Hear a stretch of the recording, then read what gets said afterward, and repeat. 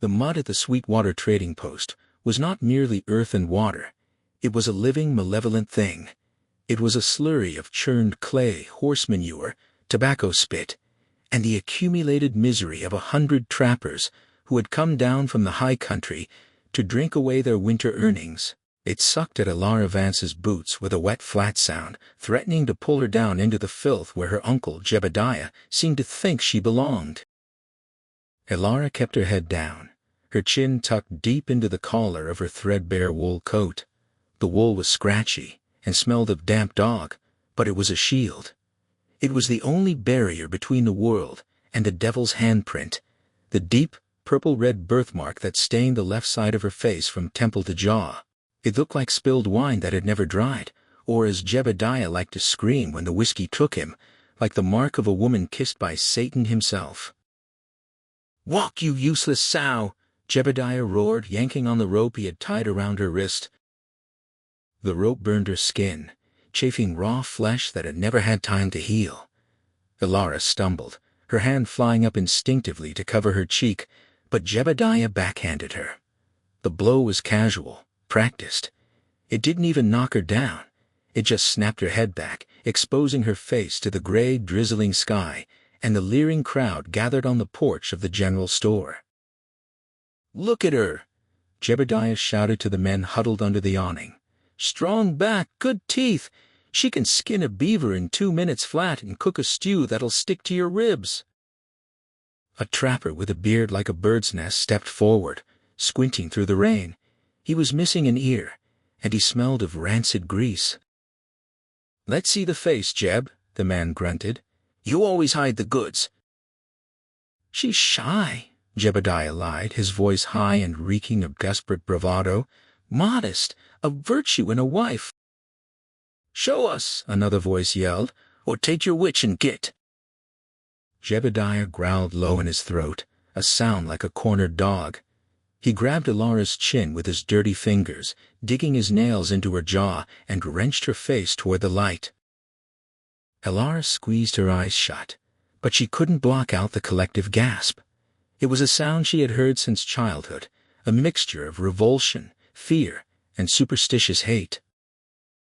"God Almighty," the one-eared trapper hissed, stepping back and making the sign of the cross. "That ain't modesty. That's a curse. She's touched by the dark, Jeb. I wouldn't take her for a bag of salt." "She's fine," Jebediah screamed, shaking her. "It's just skin. The rest of her works. She's strong. She don't talk back." "She'll curdle the milk just looking at it." A woman laughed from the doorway, wiping her hands on a soiled apron. "Get her out of here before she sours the beer." Elara felt the tears hot and stinging behind her eyelids, but she refused to let them fall. To cry was to invite a beating. To cry was to admit that they were right. She stood frozen in the mud, the rain plastering her hair to her scarred cheek, wishing that the earth would just open up and swallow her whole.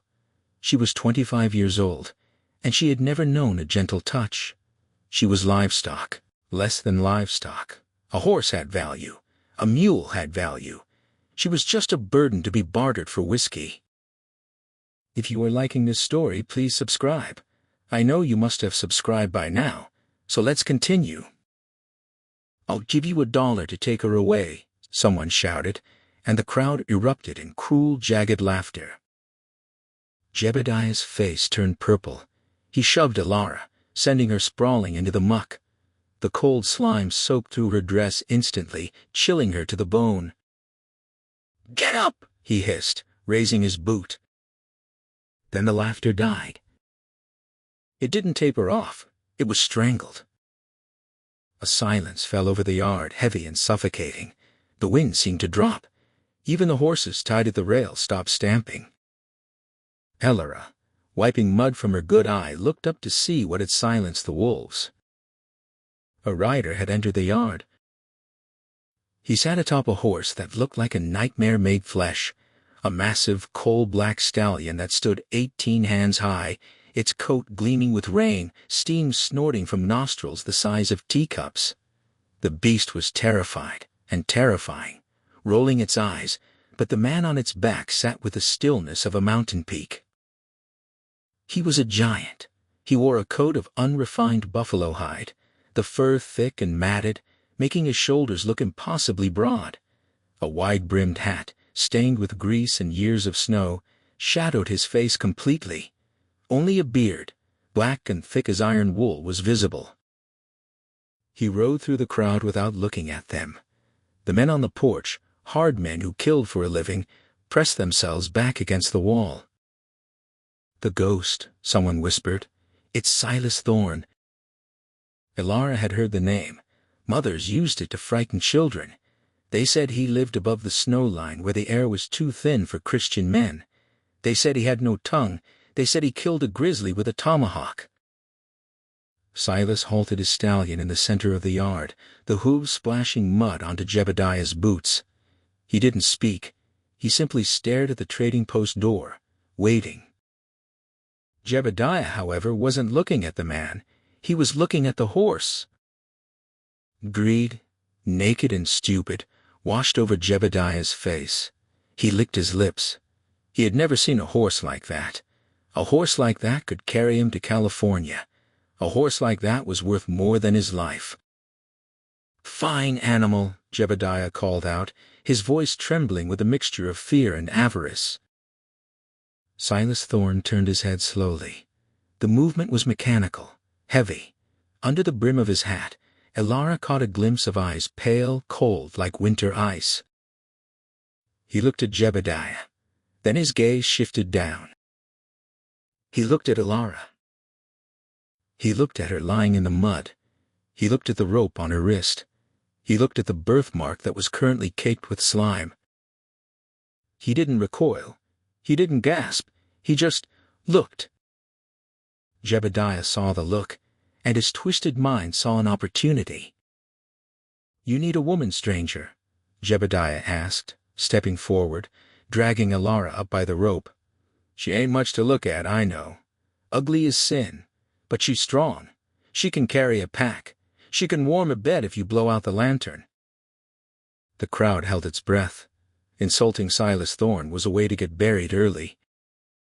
Silas remained silent. His gloved hand rested on the pommel of his saddle. "I see you eyeing her," Jebediah pushed, desperate now. "I know how it is up on the mountain. Gets lonely. Doesn't matter what they look like when the snow locks you in, does it?"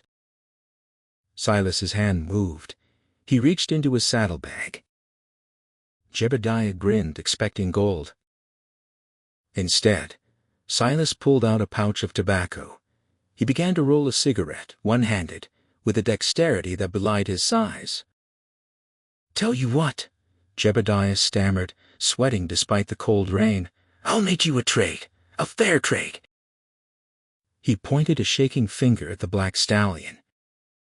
"You give me the horse, I give you the girl, and I'll throw in my own mule, 2 for 1. You take the ugly witch, I take the beast." The silence in the yard stretched so tight it hummed. Silas finished rolling the cigarette. He placed it between his lips. He lit it, with a lucifer match struck on his saddle horn. The flare illuminated his face for a second, scarred, hard, unforgiving. He took a drag, exhaled a plume of blue smoke into the rain, and looked at Jebediah. "The horse," Silas rumbled. His voice was like grinding stones deep, unused and vibrating with power. "Yes!"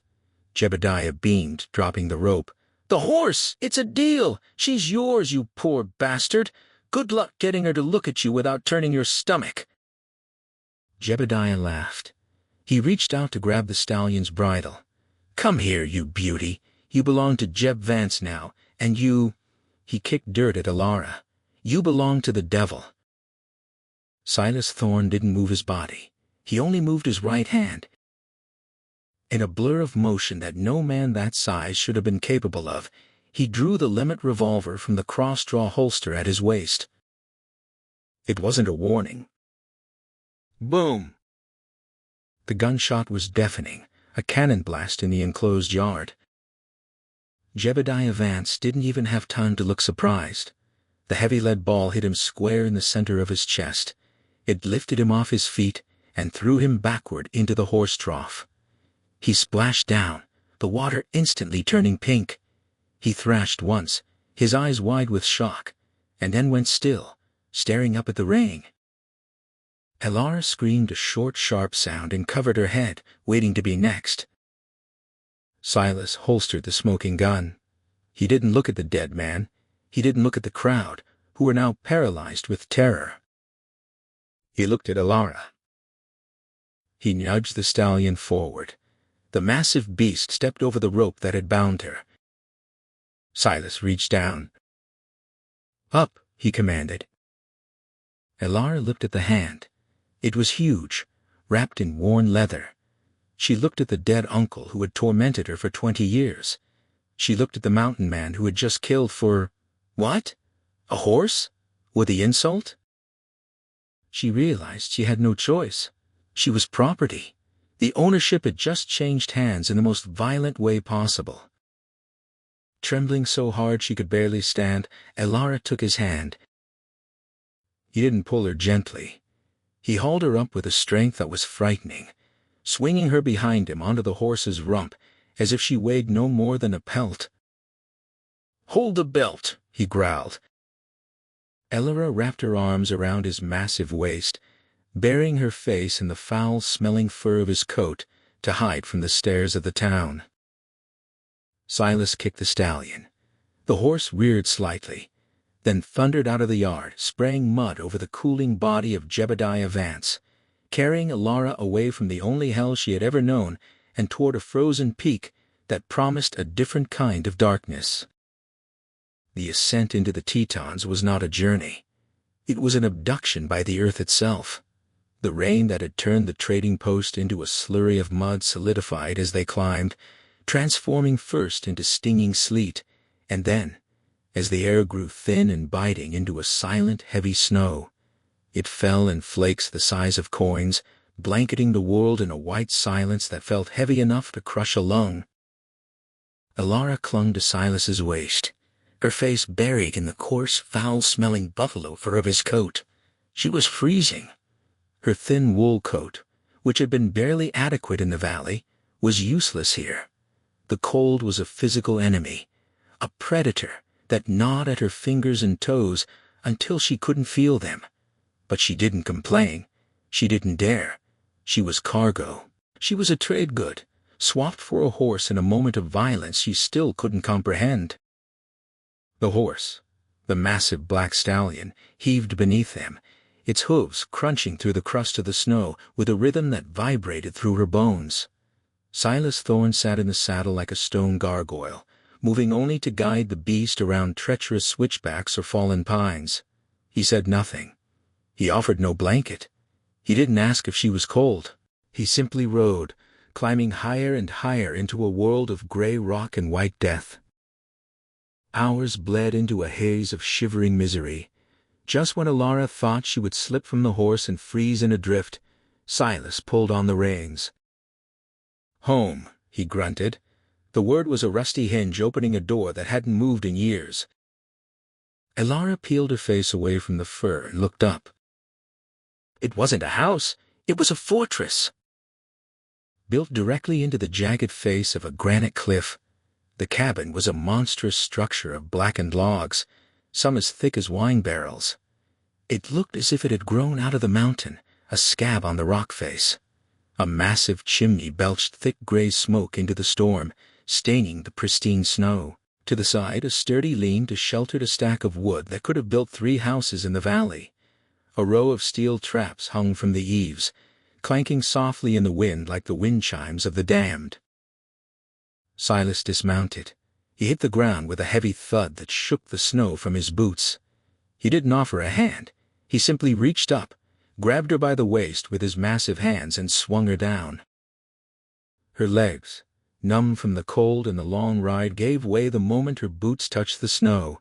She crumpled into a heap. Silas caught her by the scruff of her coat, hauling her upright. He didn't carry her. He marched her toward the heavy oak door, his hand firm on her arm, dragging her along like a sack of meal. He kicked the door open. Heat hit her like a physical blow. It was dry, intense, and smelled of curing leather, pine resin, and something muskier, the scent of a predator's den. They stepped inside. Elora gasped, her breath hitching in her chest. It wasn't just a cabin, it was a chaos of survival. The center of the room was dominated by a massive stone hearth that roared with an orange, crackling fire. But the rest of the space was a testament to a man who lived alone and cared nothing for comfort. Furs, wolf, bear, cougar, were piled haphazardly in corners or stretched on frames to dry, their raw sides shining in the gloom.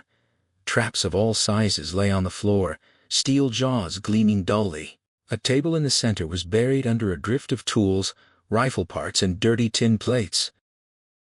There was no softness here, no curtains, no rugs. It was a cave, and she was trapped in it with the bear.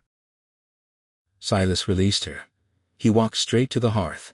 He grabbed a heavy iron poker and stabbed at the logs, sending a shower of sparks up the chimney. He turned to her. He was covered in snow, his beard stiff with ice. He looked wilder here, in his element, than he had in the trading post. The shadows of the fire danced across his face, highlighting the jagged scar that ran from his temple to his jaw, mirroring her own mark in a twisted, violent way. He pointed to a rough wooden chair near the fire. "Sit," growled. Elora nodded, her teeth chattering so hard she thought they would crack. She walked to the chair, keeping her head down, trying to hide her face with her hair. She sat on the edge of the seat, clutching her wet coat. Silas went back to the door. He brought in his saddlebags and rifle. He set the rifle, a heavy Sharps buffalo gun, in a rack by the door, with a reverence he hadn't shown anything else. "Stock needs feed," he said flatly, his back to her. "Don't touch the traps. They bite." And then he was gone.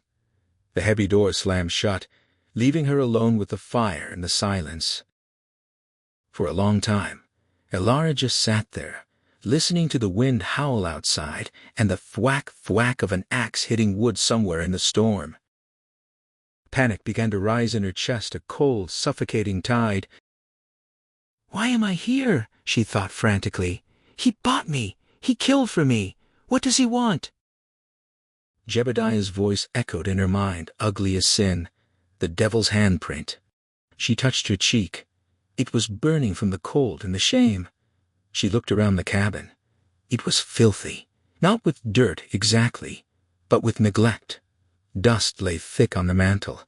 The floor was scattered with pine needles and dried mud. The stack of plates on the table was greasy with old tallow. A terrified thought seized her. If I am useless here, he will hurt me, just like Jebediah. And up here, no one will hear me scream. She couldn't be a wife. No man wanted a scarred wife. She had to be a servant. She had to be indispensable. She stood up. Her legs were shaky, but her resolve was iron. "Work," she whispered to the empty room. "Work is safety." She took off her wet coat and hung it on a peg. She found a broom made of stiff twigs in the corner. She began to sweep. She swept the dust into the fire. She swept the dried mud from the floorboards. She moved the piles of furs, shaking them out and folding them neatly on a bench. She found a bucket of water near the door. It had a skiff of ice on it, but she broke it with a ladle. She found a rag. She scrubbed the table. She scrubbed the grease from the plates until the tin shone. She moved with a frantic energy, trying to erase her fear with every stroke of the rag. Then she turned to the larder, a rough shelf stocked with tins and sacks. It was a disaster. A sack of flour had burst, spilling white powder over a pile of dried venison. The meat was poorly wrapped. Some of it was starting to turn, smelling faintly sour. "Waste," she hissed. "Sinful waste." She found a knife, a sharp skinning blade left on the table. She cut away the bad parts of the meat. She salvaged the flour. She found a bag of dried onions and some wrinkled potatoes in a root bin. She stoked the fire. She hung the heavy cast-iron pot over the flames. She threw in the venison, the onions, the potatoes. She found a tin of dried sage and crumbled it into the water. She worked for hours. The sun dipped below the peaks, casting long, bruised shadows across the snow outside, but inside, the cabin began to change. It didn't smell like musk and wet fur anymore. It smelled of sage. It smelled of roasting meat and savory broth. It smelled of a home. The door opened. A gust of snow swirled in. Silas stood there, an armload of firewood stacked to his chin. He looked like a golem of ice and timber. He kicked the door shut. He dumped the wood by the hearth with a deafening crash. He stopped. He sniffed the air. His nose wrinkled. He looked confused, like a bear waking up in the wrong den. He looked at the floor. Clean. He looked at the table. Scrubbed. He looked at the furs. Folded. He looked at Alara. She stood by the hearth, wiping her hands on her apron. Her scar was flushed from the heat of the fire. She was terrified he would be angry. She was terrified he would think she was meddling. She flinched as he turned his gaze on her, expecting a blow. Silas walked to the table. His boots sounded loud on the clean wood. He stared at the pot bubbling over the fire. He reached out with a massive hand. He grabbed the ladle. He dipped it into the stew. He took a sip. Alara held her breath, her heart hammering against her ribs like a trapped bird. Silas paused. He blinked. He tasted salt. He tasted care. He looked at the meat he had left to rot, now simmering in a rich broth. He looked at the woman who was supposed to be a curse, standing there with her head bowed, waiting for judgment. He lowered the ladle. He didn't smile. His face remained a mask of granite, but he pulled out the single chair at the table, the one she had scrubbed. He sat down heavily. The wood creaked under his weight. He pointed to the other side of the table. He pointed to an empty crate he used for storage. He kicked the crate toward the table. "Sit," he grumbled, his voice rougher than usual. Alara hesitated. I can stand, sir." Silas looked up. His eyes flashed. "I said sit." She sat. She perched on the edge of the crate, making herself as small as possible. Silas pushed the ladle toward her. He poured stew into her bowl, then his own. He didn't say thank you. He didn't ask her name, but he ate 3 bowls of stew, and when he was finished, he didn't go back to his furs or his traps. He sat by the fire, watching her clean the plates, a strange, thoughtful expression on his scarred face, as if he were trying to solve a puzzle he hadn't known existed. The cabin was warm, the belly was full, and the ugly woman moved with a grace that the trading post mud had hidden. For the first time in years, the silence in the cabin wasn't lonely. It was just quiet. Gemini said.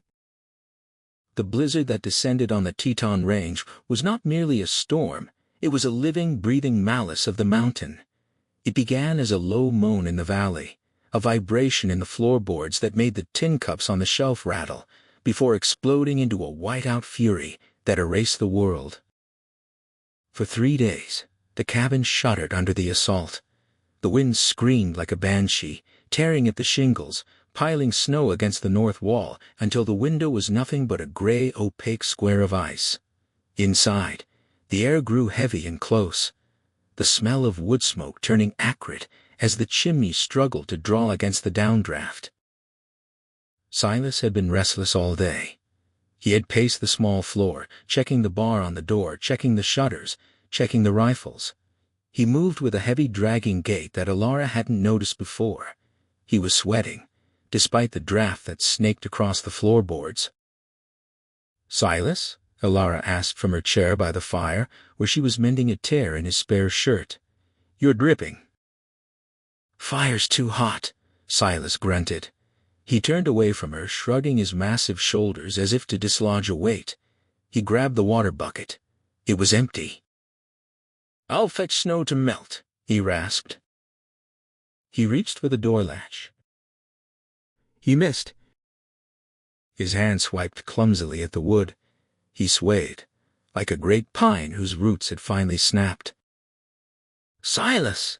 Elara dropped the shirt. He didn't answer. His knees buckled.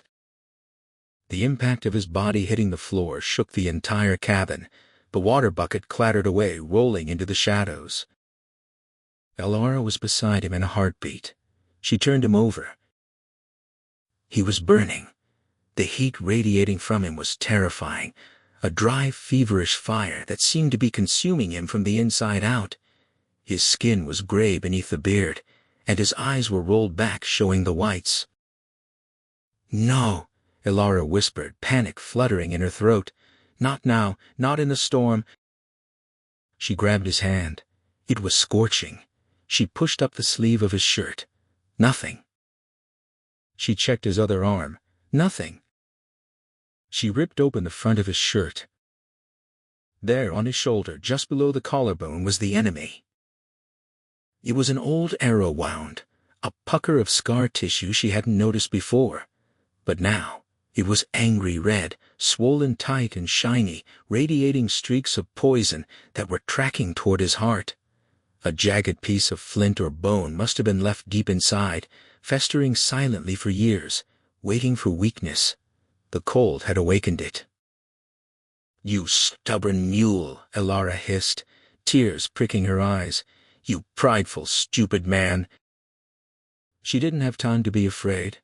She didn't have time to worry about being useless. If she didn't act, the mountain would claim him before morning. She ran to the larder. She grabbed the willow bark she had seen in the jar. She grabbed the dried yarrow. She grabbed the whiskey bottle. She dragged the heavy iron kettle to the fire. She filled it with the last of the water in the pitcher. She returned to him. He was too heavy to move to the bed. She would have to nurse him on the floor, on the bearskin rug. "Silas," she said, slapping his cheek lightly, "wake up. You have to drink." He groaned, thrashing his head from side to side.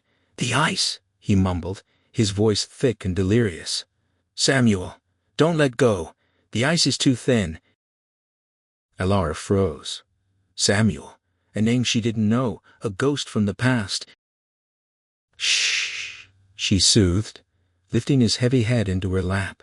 "There's no ice here, only fire." She forced the willow bark tea between his lips. He choked, coughed, but swallowed. For 3 days and 3 nights, the storm raged outside, and Elara fought a war inside. She didn't sleep. She couldn't. She became a creature of constant motion. She changed the poultices on his wound every hour, flinching at the smell of corruption but never stopping. She bathed his forehead with cool snowmelt. She gathered by, cracking the door just an inch. She held him down when the fever dreams made him thrash and fight invisible demons. She wasn't the ugly woman of the trading post. She wasn't the cursed niece. She was the keeper of the flame. She was the barrier between the man and the dark. She saw his body, the scars that mapped a life of violence and survival. She saw the vulnerability of the giant when he was stripped of his strength. She saw the man beneath the legend, and her heart, which she thought had turned to stone, began to ache for him. On the 4th morning the wind died. The silence that followed was heavy and profound. The sun, weak and pale, filtered through the cracks in the shutters. Silas opened his eyes. The delirium was gone. The pale blue was clear, though exhausted. He lay still, listening to the crackle of the fire. He felt the pain in his shoulder, a dull throb now, not the sharp agony of poison. He felt the cool cloth on his head. He turned his head. Elara was sitting on the floor beside him, her back against the woodbox. She was asleep, her head lolling on her chest. Her face was gray with exhaustion, dark circles bruising the skin under her eyes. Her hands, stained with herbs and soot, lay open in her lap. Silas tried to sit up.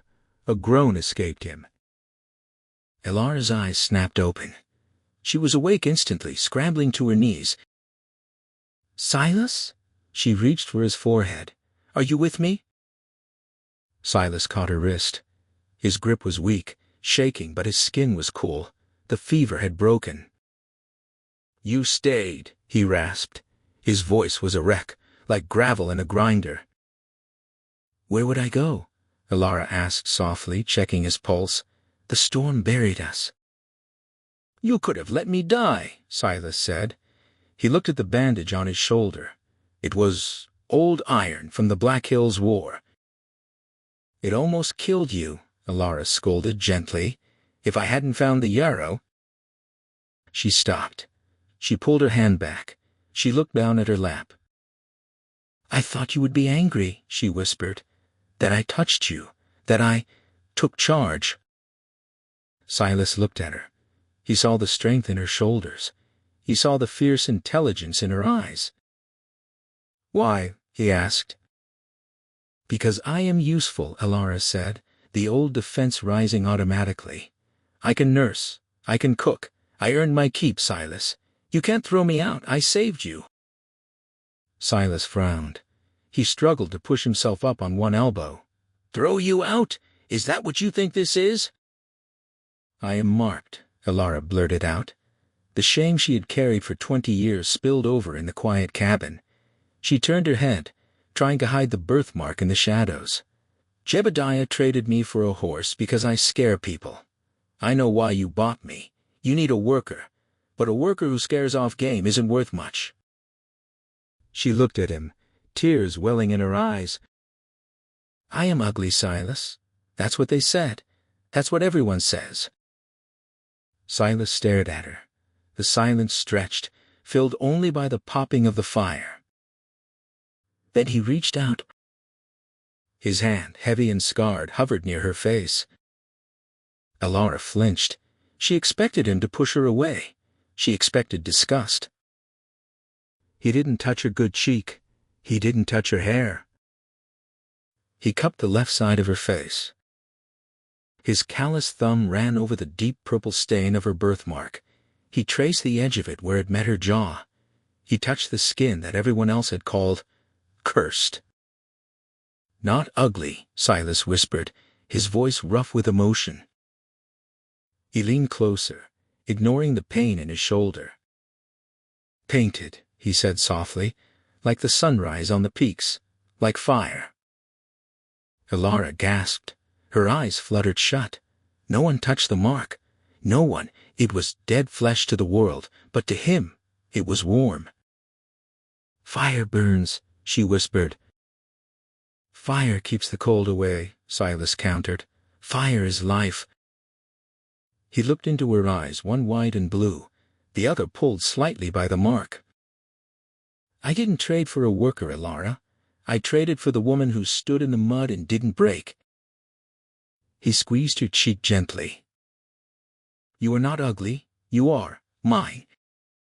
Alara let out a sob, a sound of pure, fracturing relief. She leaned into his hand, closing her eyes, feeling the warmth of his palm against her skin. "Yours," she whispered back. Silas let his hand drop to the fur, exhausted by the effort, but the distance between them had vanished. The air in the cabin was no longer charged with fear or suspicion. It was charged with something else, a quiet, terrified understanding that they were no longer fighting the winter alone. "Which country are you watching this video from? Please let me know in the comments below," Gemini said. The spring thaw did not come gently to the Teton Range. It arrived with the violence of a breaking fever. The silence of the deep winter was shattered by the roar of the creek, swollen with meltwater and black mud, tearing through the ravine below the cabin like a gouge in the earth. The icicles that had hung like daggers from the eaves for months lost their grip, crashing onto the porch with startling glass-like explosions. Inside the cabin, the rhythm of life had shifted. The air was no longer just hot, it was humid, thick with the smell of wet earth and the eternal metallic tang of the curing hides. Alara stood by the woodpile, her face flushed, sweat causing her shirt to cling to her back. She wasn't the pale, shivering ghost who had ridden up the mountain in a crate. Her arms, once thin and trembling, had grown wiry and strong over the long winter. She wore a heavy leather apron Silas had cut down for her, cinched tight at the waist. Her hair was tied back with a strip of rawhide, revealing the birthmark she no longer tried to hide in the sanctity of their home. Silas sat on the bench near the door, oiling his traps. His shoulder was stiff, the scar tissue from the infection tight and angry, but he moved with a deliberate rhythmic power. Snap, click, oil. He paused, wiping his brow with his forearm. He looked at Alara. The pale blue ice of his eyes had thawed into a quiet, steady stream. He didn't speak. He rarely did, but he nodded. It was a language they had built in the silence. Trap is ready. Stew smells good. We are alive. Suddenly, the black stallion in the lean-to screamed. It wasn't a whinny of greeting. It was a high, shrill shriek of terror, followed by the violent thud, thud, thud of hooves kicking against wood. Silas went still. The trap hovered in his hands. Crack! A gunshot echoed off the canyon walls. A puff of dust exploded from the log frame of the door, inches from Silas's head. Silas! Alara gasped, dropping the armload of kindling. Silas moved instantly. The stiffness in his shoulder vanished, replaced by a fluid, lethal grace. He grabbed Alara by the waist and threw her to the floor behind the heavy oak table, covering her body with his own massive frame as a second bullet shattered the window shutter. "Stay down," he hissed, his voice a low rumble of thunder. "Who is it?" Alara whispered, trembling against the floorboards. "Thieves," Silas growled. He crawled to the side of the window, peering through a crack in the chinking. Down in the yard, emerging from the mist like wraiths, were two men. They were mud-spattered, their horses heaving from the climb. They wore coats that looked disturbingly familiar, cheap wool, stained with tobacco juice. Alara peeked up. She saw them. Her blood turned to ice. "It's them," she choked out. "The cousins, Luke and Bo. Jebediah's sons." "Come out, you murderer!" Luke Vance screamed from the yard. He was a younger, meaner version of his father, with the same greedy eyes and a face scarred by smallpox. "We know you're in there. You shot our pa. You stole our horse. And you got our woman," Bo yelled, leveling a Winchester repeater at the cabin. "Send the bitch out, and the stallion, or we burn you out like rats." Silas looked at Alara. His jaw tightened, the muscles bunching beneath his beard. He didn't care about the horse. He didn't care about the accusation of murder, but they had called her a bitch. They had come to take her back to the mud. The ghost vanished. The beast emerged. "They don't want to talk," Silas rasped. He looked at the heavy Sharps buffalo gun resting on the rack, the big .50. He grabbed it. He shoved a cartridge the size of a finger into the breech. He handed it to Alara. Alara stared at the weapon. It was heavy, smelling of oil and death. "Silas?" "Watch the door," Silas commanded, his eyes burning with a terrifying intensity. "If it opens, you pull the trigger. Don't aim. Just pull." "Where are you going?" she asked, panic rising. "To hunt," Silas said. He didn't go out the front. He went to the back of the cabin, where a small root cellar door was cut into the floor, leading to a crawl space that exited into the rocks behind the cliff. He grabbed his tomahawk from the wall. He grabbed his skinning knife. He didn't take a gun. Guns were loud. Guns gave away your position. He dropped into the darkness and vanished. Alara was alone. Outside, the shouting continued. "Have it your way, you freak!" Luke screamed. "Light it up, Bo!" Alara heard the whoosh of oil being thrown against the logs, then the crackle, then the smell. Smoke. It curled under the door, gray and acrid. They had lit the porch. Alara coughed, pressing her sleeve to her mouth. She dragged the heavy Sharps rifle onto the table, propping the barrel on a sack of flour to steady it. The gun was immense. It was made to drop bison at 1,000 yards. "Come on," she whispered, her hands shaking. "Come on, you cowards." She wasn't the girl in the mud anymore. She was the woman who had drawn poison from a dying man's chest. She was the woman painted by fire. Outside, Beau Vance was laughing. He was standing near the woodpile, holding a torch, watching the flames lick up the side of the cabin. "Hot enough for you in there, cousin?" he yelled. "Maybe that mark on your face will finally match the rest of you." He didn't hear the sound behind him. It was a soft sound, the sound of a boot crushing wet snow. Beau turned. Silas Thorne dropped from the roof of the lean-to. He didn't look like a man. He looked like a landslide in human form. He landed in a crouch, the tomahawk in his right hand gleaming dull gray in the firelight. Beau's eyes went wide. He opened his mouth to scream. Thwack! Silas didn't hesitate. He buried the tomahawk in Beau's chest. It was a brutal, wet sound. Beau crumpled without a word, the torch falling into the snow and sizzling out.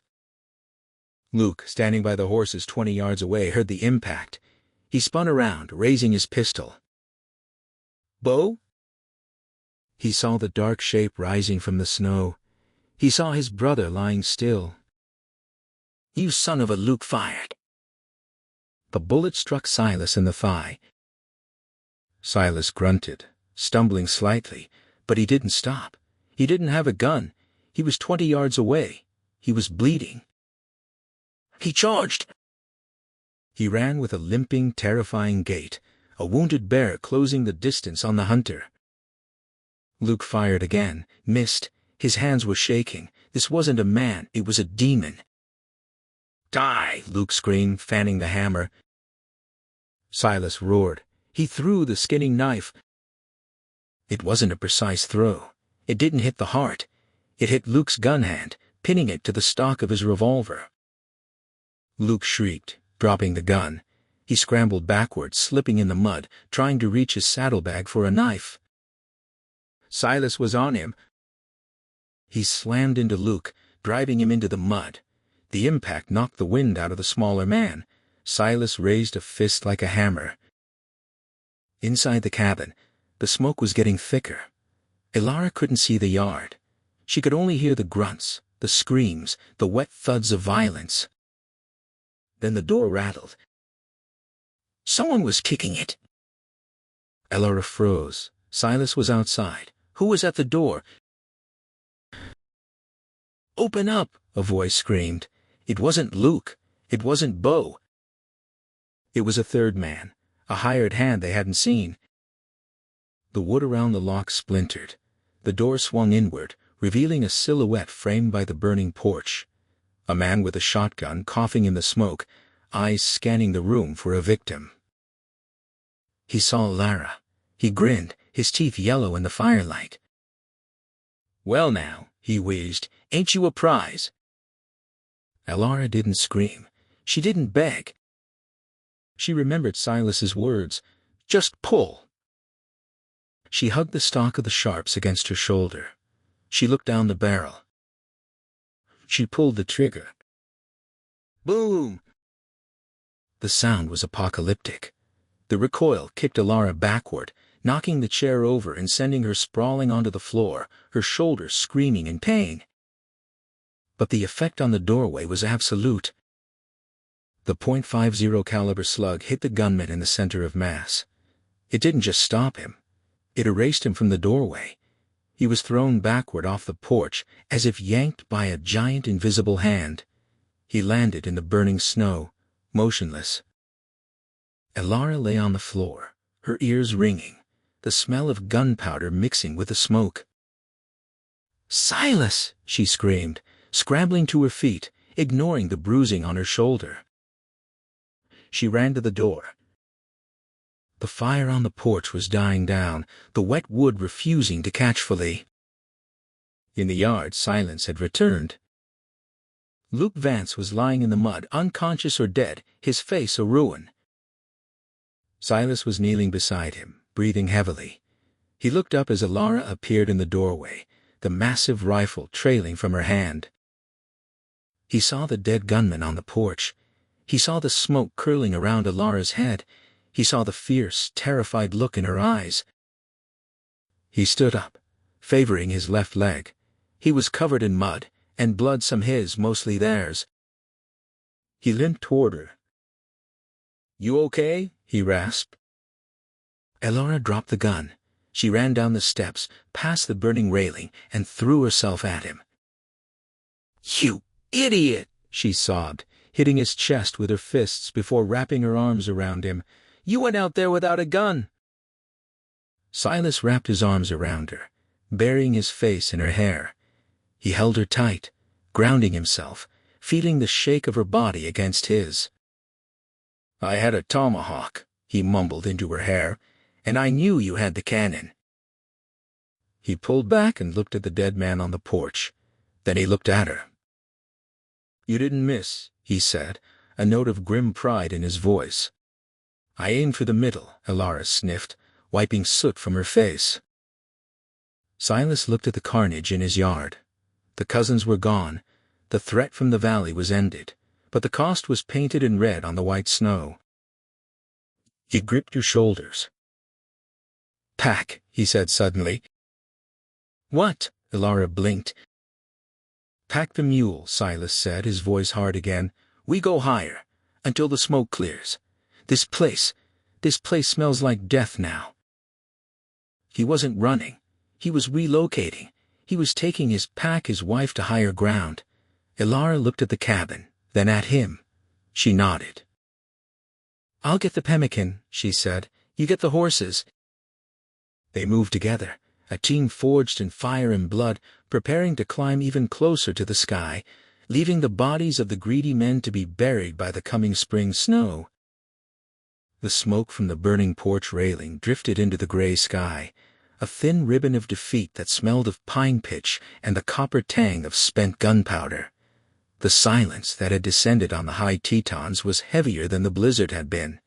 It pressed down on the valley, suffocating the roar of the creek and the wind in the pines. Inside the cabin, the adrenaline that had turned Alara into a warrior began to recede, leaving a cold hollow shaking in its wake. Her shoulder throbbed with a dull, sickening ache, where the stock of the big 50 had kicked her, a bruise blooming across her skin like a storm cloud. Silas sat on the heavy oak bench, his face gray beneath the soot and the beard. The bullet from Luke Vance's pistol had passed through the meat of his thigh, a clean through and through, miraculously missing the bone and the femoral artery. But the damage was ugly. Blood soaked his buckskin trousers, turning the leather black and slick. "We can't ride yet," Alara said, her voice trembling but authoritative. "Not until I stop the bleeding." Silas grunted, his knuckles white as he gripped the edge of the bench. "Pack the mule first, if there are more." "There are no more," Alara snapped, dropping to her knees beside him. "The cousins are dead. The hired gun is dead. The only thing that will kill us now is you bleeding out in the saddle." She grabbed her shears. With a decisive snip, she cut away the heavy leather of his pant leg, exposing the wound. It oozed sluggishly, a dark red mouth in the pale, scarred landscape of his skin. "Whiskey," she ordered. Silas reached for the bottle on the table with a shaking hand and passed it to her. He didn't drink. He watched her. He watched the woman who had been dragged through the mud of the trading post. He watched the woman who had been sold for a horse. He watched the woman who had just fired a buffalo gun to save his life. She poured the alcohol. Silas hissed through his teeth, his body arching off the bench, but he didn't pull away. Alara worked with the efficiency he had taught her. She packed the wound with clean moss and bound it tight with strips of linen. She washed the blood from his hands. She washed the soot from his face. When she was finished, she sat back on her heels, exhausted. Silas looked at the floorboards. He looked at the heavy iron box he kept under the loose stone in the hearth, his life savings, the gold and silver from years of trapping. He looked at the pile of prime beaver pelts in the corner, worth a small fortune in St. Louis. He pushed himself up, ignoring the pain in his leg. He limped to the hearth and pried up the stone. He pulled out the box. He carried it to the table and set it down. Thud. He opened it. It was full of gold dust and Spanish silver. He pushed the box toward her. Then he pointed to the pile of furs. "Take it," Silas rasped. He didn't look at her. He looked at his hands, hands that destroyed. Elara stared at the gold. It glittered in the firelight, cold and indifferent. "What is this?" she asked. "Freedom," Silas growled. "The cousins are gone, the debt is paid. Take the mule, take the gold, go to the city. Find a doctor who can fix." He gestured vaguely to her face, unable to say the words. "Find a life that fits you. A soft life." Elara looked at the box. She looked at the gold that could buy her a new name, a new history. She looked at the man who was trying to cut his own heart out to save her. "You're sending me away?" she asked quietly. "After I just killed a man for you?" "Because you killed a man for me," Silas roared, the sudden volume making him wince. "Look at this place, Elara. It's a slaughterhouse. I am a slaughterhouse." He gestured to the open door, to the bodies cooling in the snow. "I am a beast, Elara. Violence follows me like a shadow. I bought you to give you silence, to give you safety, and instead, I put a rifle in your hands and made you a killer." He looked at her then, and the anguish in his pale eyes was a physical weight. "You are too good to be covered in my blood. You deserve a life where you don't have to watch the door. You deserve a man who speaks, a man who doesn't live in a cave." He pushed the box closer. "Go, please." Elara looked at the gold. She looked at the furs. She stood up. She walked over to the box. She picked it up. It was heavy, straining her wrists. She walked to the door. Silas watched her, his chest tightening until he couldn't breathe. He told himself it was right. She would go. She would be safe. She would be happy. Elara turned. She walked to the edge of the porch, where the snow dropped off into the ravine. She tilted the box. Clatter, clink, ping. She dumped the gold and silver into the abyss. The coins scattered into the deep snow, lost forever in the drift. Silas stared, his mouth falling open. "Elara?" Elara dropped the empty box into the snow. She turned back to him. She didn't look soft. She didn't look like a victim. She looked like the granite of the Tetons, weathered, enduring, and beautiful. "You think I want soft?" she asked, her voice trembling with a quiet fury. "Silas, I lived in soft. The trading post was civilized.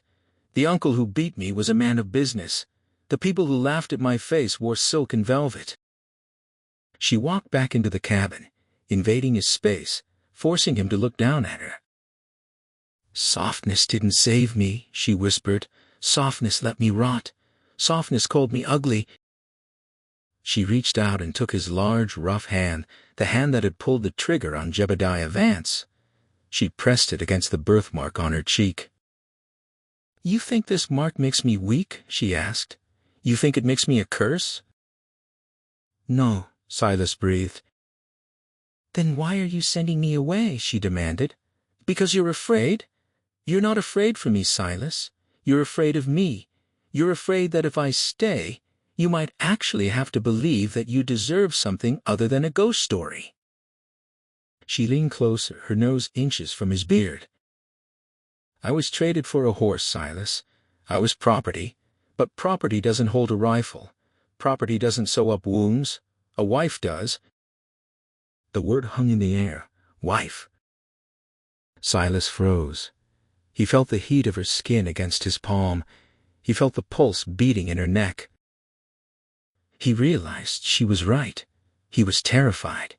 He was terrified because for the first time in his life he had something to lose that wasn't a pelt or a horse. He didn't pull his hand away. Instead, his fingers curled, cupping her jaw, holding her face, as if it were made of fragile glass.